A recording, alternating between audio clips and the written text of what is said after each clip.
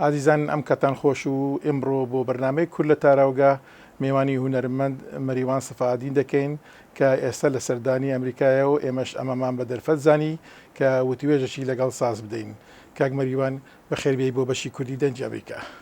زۆر سپاستانەکەم، منیش بەڕاستی زۆر سپاس و ڕێزمێ بۆ یەک بەیەکی کارمەندانی ڕادیۆی دەنگی ئەمریکا. بەڕاستی جێدەستان دیارە و ماندوو ئەبن و زۆر زۆر پیرۆزباییتان لێ یەکەم کە ماوەی 20 ساڵ توانیتانە ڕادیۆیەکی ئاوا جوان لە خزمەتی هونەر و کولتوری کوردیە بەردەوام بەڕێوە ببن، هەر سەرکەوتوو بن.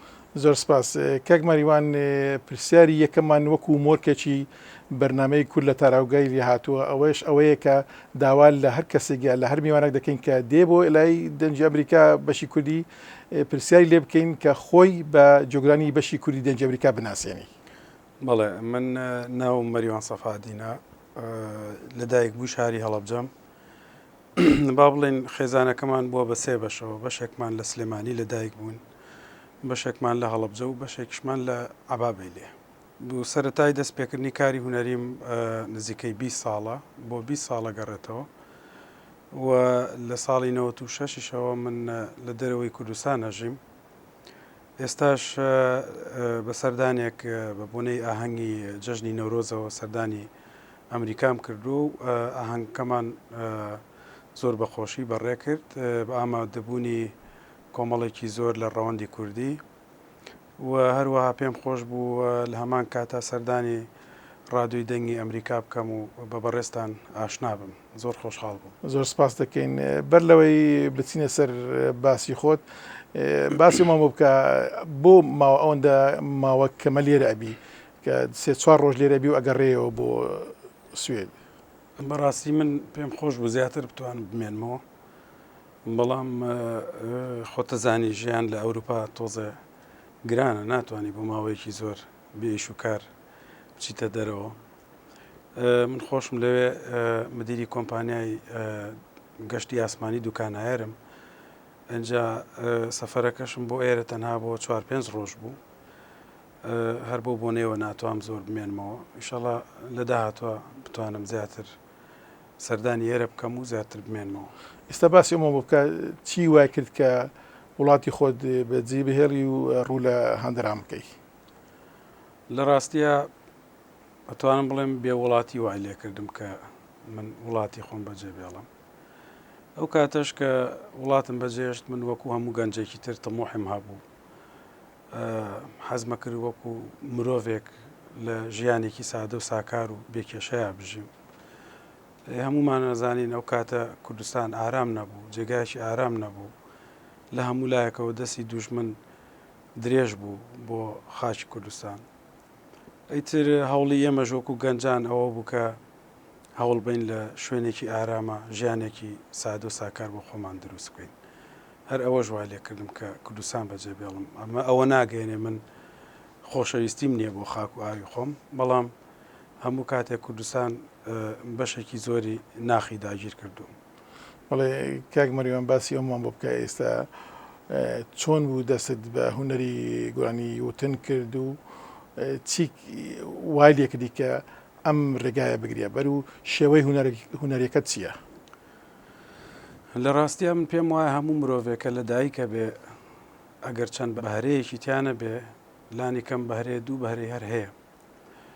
اینجا کەوتۆتە سەرە و مرۆڤە خۆی تا چەند بتوانێت ئەو بەهرانە لە خۆیان بدۆزێتەوە، ئەو توانایانە چین.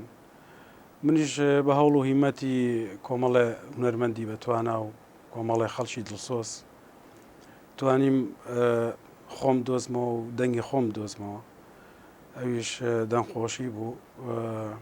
لەوانە هونەرمەند کاک بەهجە دەحیا کە بۆ یەکەم جار کە ناسیم زۆر هاوکاری کردم بۆی کە بێمە دنیای هونەرە و دەست بەکاری هونەری بکەم.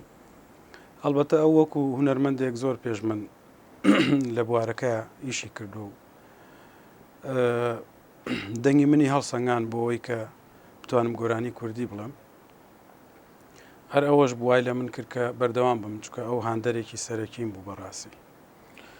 بەڵێ ئێستا پێشکەمێک پێش ئێستا باسیەوەت کرد کە تۆ تۆ بەڕێوەبەری کۆمپانیەکی فڕۆکەوانی یا کاروباری فڕۆکەوانی یەکا لە سوێدا ئەم دووشتە چۆن یەک دەگرنەوە هوەری گۆرانی وتن و ئەم کۆمپانیە ئایا ئەم کارە ڕێگا لە هوەرێکە ناگرێتن؟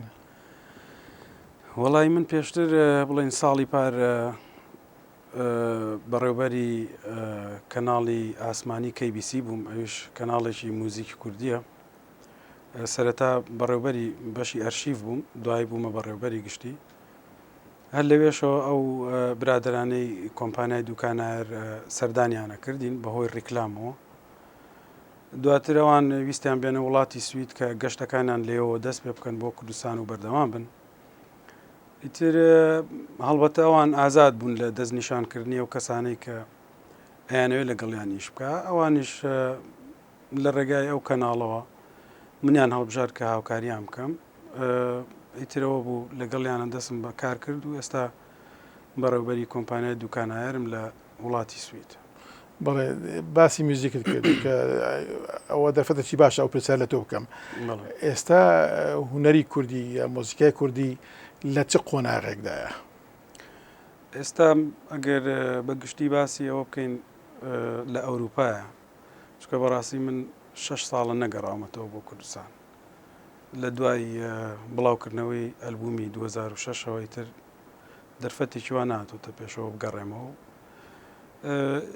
زیاتر لەبەرەوەش بووە کە حەزم کردەوە بە دایمە بەشتی تازەوە بڕۆمەوە ناو وڵاتی خۆم. ئێستا هوەری کوردی لە ئەوروپا بەڕاستی زۆر خراپ نییە، لە چاو ئەوەی کە ئێمە لە تاراوگاژین، ژیان گرانە، ئەوەی کە بکرێ پێمان وەکو هونەرمەندان درێخیمان نەکردووە. زۆربەی هونەرمەندانیش جێدەستیان دیارە لە ئەوروپا.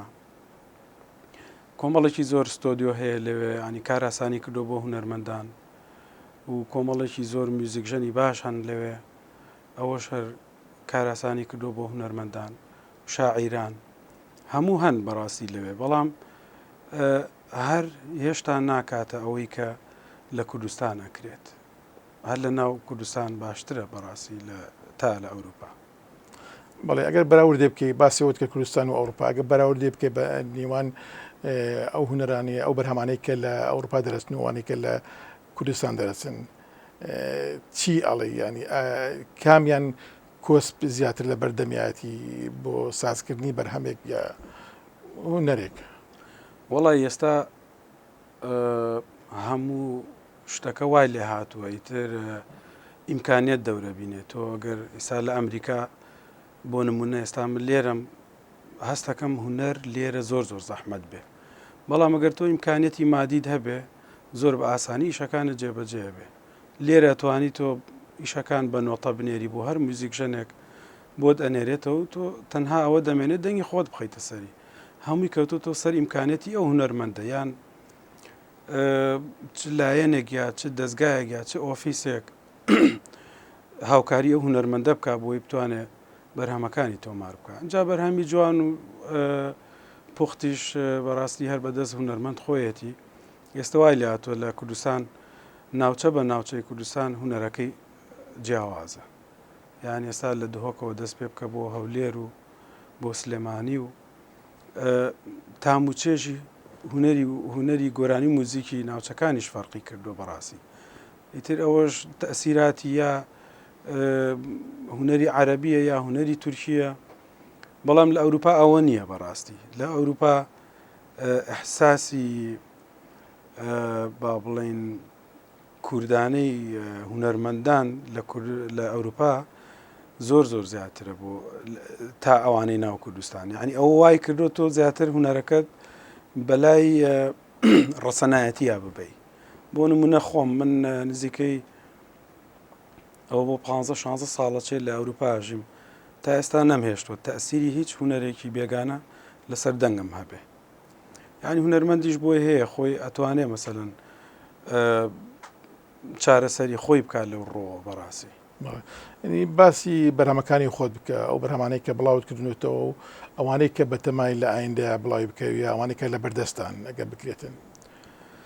من ئێستا لە دوای 2006ەوە ئەلبومی یا بڵێن بەرهەمی تازەم بڵاو نەکردوێتەوە. ئێستاش بەرهەمێکم لە بەردەستایە کە بە تەمام لە وڵاتی سوید تۆماری بکەم ئەو ئەلبومە نوێ خۆی لە نۆ گۆرانیەگرێ وا بڕیارە لەگەڵ برای بەڕێزم کارزان لە سویدە ئەو بەرهەمانە تۆمار بکەم. بەرهەمەکانیش ئاوازی کاک عەدنان کەریمی تایە کە تازەیە، ئاوازی کاک نەجمەدینی غوڵامی تایە تایبەت بۆ من ئامادەیان کردو،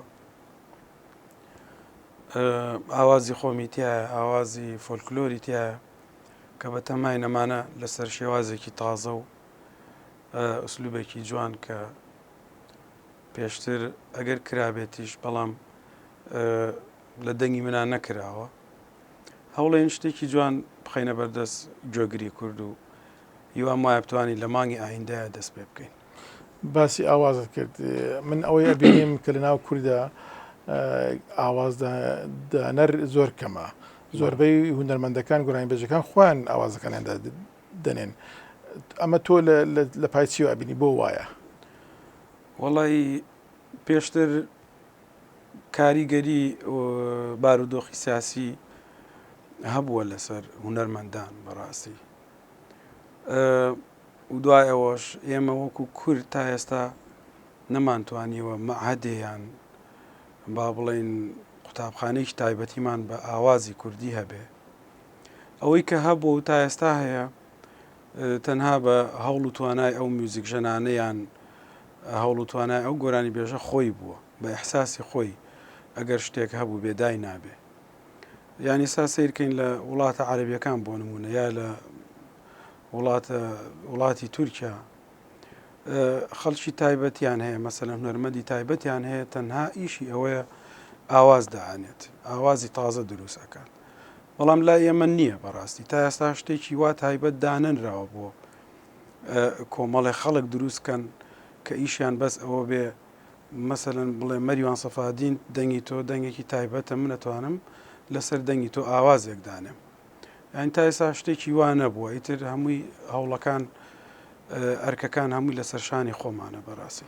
ئەڵێ کاک مەریوان باسیەوە کرد کە خۆت خەڵکی هەڵەبجەی، ئەمێ ئەو پرسیارە لێ بکەم، کارەساتی یا ڕوودانی چیمەبارانی هەڵەبجە هیچ کاریگەری بووە بەسەر بەرهەمەکانت یان ڕەنجی داوەتەوە لە بەرهەمەکانتە؟ وەڵا زۆر کەسە و پرسیارەم لێەکە و پێم وابێ ئوسلوبەکەی من لە کاری هونەریە خۆی بۆ خۆی دەریە خاکە، ئەو کارەساتە کاریگەری هەبووە لەسەر هونەرەکەی من و خۆشم لەو کاتەیە هەر ئەو کارەساتەم بە چاوی خۆم بینیوە و لەوێ بووم. بەڵام هەتا ئێستا چەند جارێک لە ساڵیادی کارەساتی هەڵەبجە بەشداریم کردووە و چەند بەرهەمێکیشم هەیە هەر بۆ ئەو یادە، بۆ ئەو بۆنە پیرۆزە. بەڵام من وەکو گۆرانی بێژ وەکو تۆ هەست یا ئەحساس ئەو ئەحساسەم نییە بۆ دەنگی خۆم. تۆ وەکو جۆگرێک ئەتوانی مەسەلەن دەنگی من هەڵسەنگێنی، لەوانەیە بڵێ هەستەکەم دەنگی تۆ کاریگەری کارەساتی هەڵەبجەی بەسەرەوەیە، بەڵام لەوانەیە من خۆم هەستی پێ نەکەم، لەوانەیە ئوسلوبەکەم وابێ، لەوانەشە ئەو کارەساتە کاریگەری هەبێ لەسەر هونەرەکەم. ئەوەش بەجێهێڵم بۆ جۆگر بزانم ئەوان چۆن بیری لێکەنەوە، گرنگەوەیە ڕخنەیەکی ڕوخێنەریان نەبێت لەسەر هونەرەکەم و لەسەر دەنگم. کاک مەریوان، ئاواز، ئامێری مۆسیقا، دەنگ کامیان گرنگە بۆ سەرخستنی بەرهەمێکی هونەرمەندێک؟ من پێم وایە گرنگ نییە، یعنی زۆر شتێکی زەرور نییە گۆرانی بێژ ئامێرێکی مۆسیقا بزانێت. ئەوەی کە لای من زۆر گرنگ بێ، من وەکو خۆم وەکو بیر و ڕای خۆم لەوانەیە هونەرمەندێکەوە بیر نەکاتەوە، گۆرانی یعنی دەنگخۆشی. دەنگخۆشی زۆر گرنگە بۆ گۆرانی بێژ. ئەگەر گۆرانی بێژ دەنگی خۆش نییە، ئیتر بۆ گۆرانیەڵێ. ئەگەر تۆ دەنگە خۆش بوو پێویست ناکە مۆسیقاژەنیش بیت، تۆ توانی تەنها بەو دەنگخۆشیە خزمەتێکی زۆر گەورەی هونەری کوردی بکەیت. من ئێستا بۆ خۆم جۆم لە هیچ کەسێ نەبوو بڵێ بەهرەکەی تۆ دەنگخۆشی و بەڵام دەنگی ناخۆشە. جۆم لە کەس نەبوو بڵێ دەنگی ناخۆشە و شانازی پێوەکەم ئەوە ژی خۆم نییە، ئەوە بەهرەیەکی خواییە بەڕاستی. من تەنها هەموو هەوڵێکم بۆ ئەوەیە کە بتوانم بەو دەنگخۆشیە خزمەتی هونەری کوردی بکەم. بەڵێ کاک مەریوانن هیچ جار ڕێککەوتووە کە جۆل لە گۆرانی هونەرمەندێک ببێ حەز لێبی و پێت خۆش بی کە تۆ ئەو گۆرانێت بوو تا بایە؟ بەڵێ زۆر جار بوو. وەکو بۆ نمونە گۆرانێکی کاک عەدنان کەریمەیە پڕ بەدڵ حەزمە کرد من پێش ئەو بموتایە. دەکرێت پێمان بڵێت چ گۆرانیەکە؟ ئەوەی نازداران. نازدارە. بەڵێ. باشە بەر لەوەی کۆتایی بەم وتوێژە بینین شتێک ماوە بتەوێ لێرە باسی بکەی یا ئامۆژگارێک بۆ هونەرمەندانی گەنج یا شتێک بۆ ژۆگرانی بەشی کوردی دەنجی ئەمریکا؟ من حەدم نییە کە ئامۆژگاری هیچ هونەرمەندێ بکەم. ئەوەی کە ناوی ئەبەم هونەرمەند هەڵبەتە لە خۆم بە گەورەتر ەزانم. تەنها هیوام ئەوەیە کە هەموو هونەرمەندێکی کورد تەنها بۆ خزمەتکردنی هونەری کوردی کار بکات. یعنی هونەرەکەی بەکار نێنێ بۆ شتی پرایڤێت و کەسایەتی خۆی. و دوجاریش هیوام وایە کە زیاتر ئاوڕ لە هونەرمەندانی کورد بدرێتەوە، ئیتر کەسانی سادە بن و کەسانی سیاسەتمەدار بن، هەر کەسێ بێ بتوانێ خزمەتی هونەرمەندێ بکاوە وا هەست بکە کە خزمەتی وڵاتەکەی ئەکا بەڕاستی. و دواوتەشمەوەیە کە هیوام وایە هەموو کارمەندانی ڕادیۆی دەنگی ئەمریکا هەمیشە تەندروست و لەشساغ بن، هەمیشە لە پێشکەوت نابن و هەوڵ بن کە هونەرمەندان و هونەری کوردی هەرگیز لەبیر نەکەن و هەرواش بووە یەک دنیا دەستخۆشیتان لێ یەکەم کە ماوەی 20 ساڵە ئێوە لەم غەریبیە و لەم تاراوگەیە عەزە دەکێشن و خزمەتی خەڵکی کورد و کوردستانەکەن. هونەرمەند مەریوان سەفادین دووبارە سپاس دەکەین بۆ بەشداریت لە بەرنامەی کورد لە تاراگا و هاتنێت بۆ بەشی کوردی دەنجی ئەمریکا. زۆر زۆر سپاس دەکەین. منی شەروا زۆر سپاستانەکەم. زۆر سپاس. سەرچاو. زۆر سپاس.